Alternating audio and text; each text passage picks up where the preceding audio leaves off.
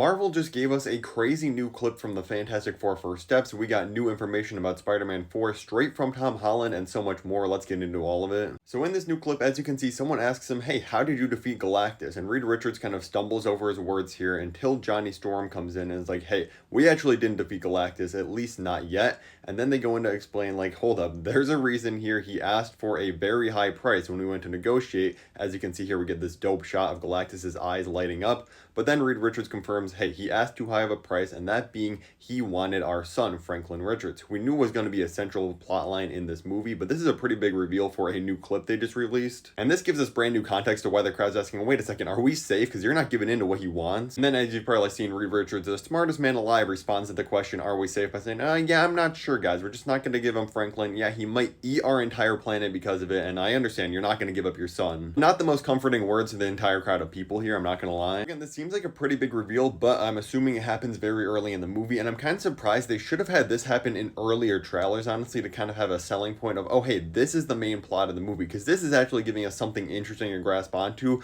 A lot of the previous trailers were just showing them as like a family, and we're like, oh, Galactus is doing something in this movie, which for us Marvel fans is enough, but I feel like the general audience had no real reason to go and see this movie because they're just like, what is it even about? So my personal theory about how this is going to play out now is that they're not going to give in to Galactus. They're going to end up losing to him. He's going to devour this universe. They're going to fly to the main MCU timeline. But the reason they flew there is because actually Doctor Doom ends up just taking their kid anyway, so they go there to get help for that. We know Doctor Doom's got to show up in this post-credit scene or something because we haven't seen him at all, and he's going to be this next Avengers villain. Before we move on to Spider-Man, we also got these new Time magazine covers for each of the Fantastic Four. Again, they are going very heavy on this marketing right now. And it will be very interesting to see how Fantastic Four compares to Superman, which just opened up to $123 million domestically and over $200 million worldwide. I honestly think the most likely thing is that both these movies probably finish under like $600 to $700 million because Superman's just not making the money internationally, and the same is probably going to be true for the Fantastic Four. In the comments below quickly, which movie do you think will end up making more money in total, Superman or the Fantastic Four First Steps? Moving on, we have some official updates about Spider-Man 4. The first one is Tom Holland is straight out coming out and saying that the movie's going to focus more on practical, old school filmmaking. He says we were really restricted in what we could do in the last movie because of this word that I'm not going to say because YouTube doesn't like it. It always demonetizes those things.